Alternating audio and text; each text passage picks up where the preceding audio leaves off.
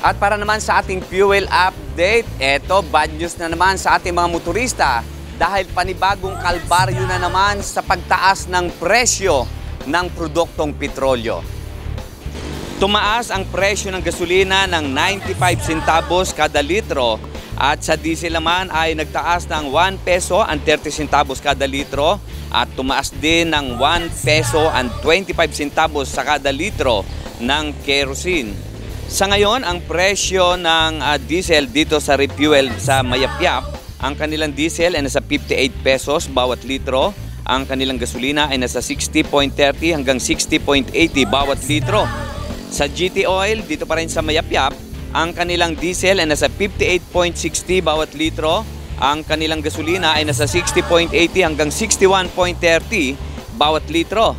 Dito naman sa Petron Mayapyap, ang kanilang diesel ay nasa 63.70 at ang kanilang namang gasolina ay nasa 66.75 hanggang 65.65 bawat litro.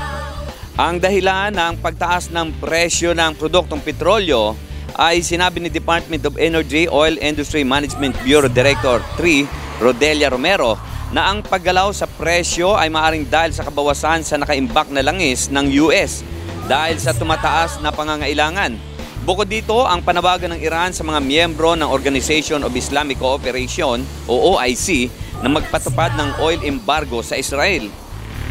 Kaya inaasahan pa rin at magtutuloy-tuloy ang pagtaas ng presyo ng produktong petrolyo itong pagpasok ng Disyembre.